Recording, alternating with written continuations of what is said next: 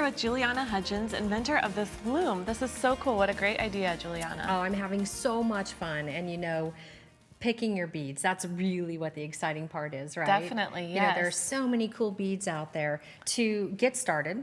Yeah, this bracelet, sorry. Yeah. Let's take a look at this before we jump in. Let's take a look at the bracelet. Yeah, and you know what? I love this bracelet. It is so elegant. This is a 2-hole bead. Yes. So it actually has 2 holes, which is very different than I think we're used to working with. And it creates these beautiful cuffs. Okay. Using the loom. It is beautiful, yeah. So now let's show them how to get started. Okay, so what we're going to do is I'm taking the metal rod that comes with the loom and I'm just putting that into the holes. And what this is going to do is create that bow so that my warp threads are really nice and taut. Now, I have a button back here and I'm working off of the beading thread spool.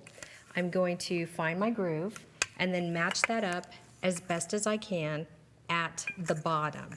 Now, since I'm working with that tile bead, what I need to do is, and I'm just going to bring this little guy in here very carefully, I'm just going to put him up to the grooves and kind of eyeball exactly how many to skip.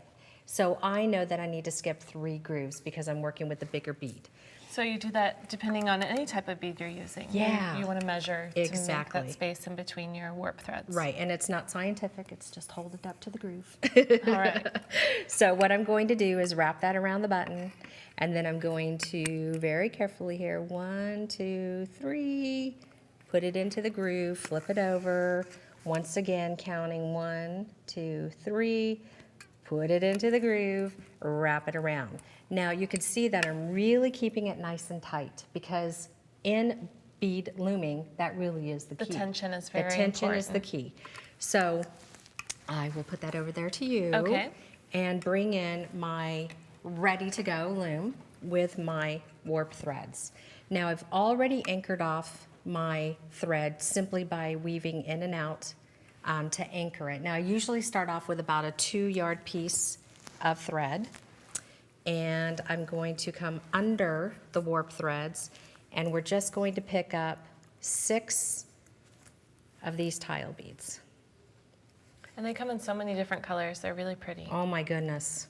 They are absolutely beautiful. You can make, you know, gorgeous pieces. I chose to make a really wide one because I really love the idea of a cuff. Yes. But you can certainly make it 3.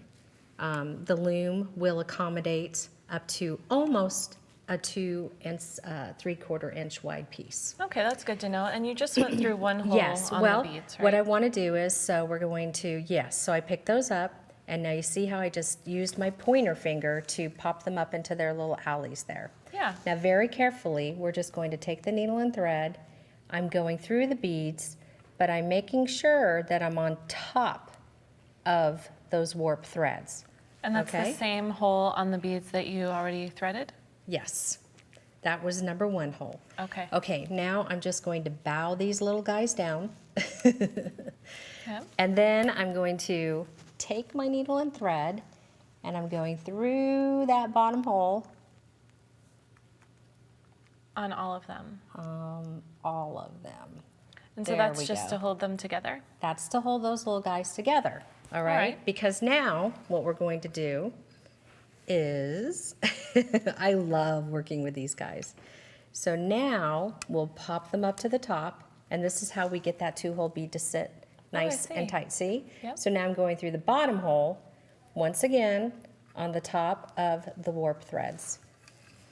Right. So isn't that cool? Yes, Oh it's my very goodness. cool. I know the first time I did it, I It was is just really so cool. thrilled because really they're just stunning beads. Yes, Really, and it makes really a really fun. pretty tiled effect too when it's Yeah. finished, the mosaic. So your next row, you would just do exactly the same way. And I'll put that over to you. And oh, it's just so dreamy. I just love to touch these tile beads. They're really fun to work with. To finish off your bracelet, you want to create what I call a salvage. It's almost like a faux ribbon effect. And So you're just creating a woven edge with no beads. Exactly, exactly. And then I'm covering that with a really good strong jewelry glue. And basically you're just taking your needle and your thread and you are literally just weaving back and forth. And you're just creating this really great base that you will then attach a ribbon clasp to.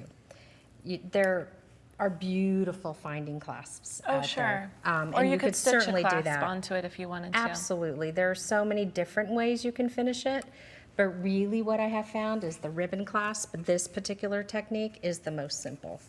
So once your glue is dry, oh, you want to make sure that you make enough rows of this Yes. to fit your clasp, right? So if I bring this clasp in, isn't this gorgeous? I just want to make sure that the salvage is the thickness of the ribbon clasp. And it will just clip right onto the end. And then if you look at the finished one over here, you just bring in your flat nose pliers. It's really important that they're nice and smooth. Sure. In fact, if you have a pair that are, covered, that would be good too. But you just literally clamp it on very Perfect. carefully. Yeah, it's super Simple. easy. It is easy. And fun, and there's so many different beads that you can use. Yeah, let's take a look at these bracelets. So these are really cool. These have 2 holes as well. They do, and they're just shaped differently. They look like cute little pebbles. Yeah, they do, and they're kind of directional. Yeah, I love that part about it. And then this one has your tiny guys. Yeah, those are all tiny little 11-0s, and just 4 across, and then actually stitching a finished bead on top of it. That's a good idea Yeah, with the it's fun. rondelles. It's very fun. And then this one is 8s. These are 8s, along with some 6s and some decorative beads. And then I thought it would be fun to add an inspirational word. Oh, I love that. Yeah, I like mixing it up a little. Yeah, definitely. Of course you do. You do. And let's talk about the rings too. Oh my goodness, my favorite part. The rings are so much fun to make exactly the same way that I've been showing you. It's just that you take their 2 bottoms and sew them together. Perfect. They're so easy. Yeah, they're and fun. You have your pouch necklace too. Oh, Those are goodness. so pretty. Yeah, my pouches are my favorite. And this is a piece that was made by my girlfriend. The Inspire piece was made by her. And I thought, oh, I want that to be on a beaded piece, a weaved piece. And so I just attached it. So you can wear it and love it. Yes, you can. Great.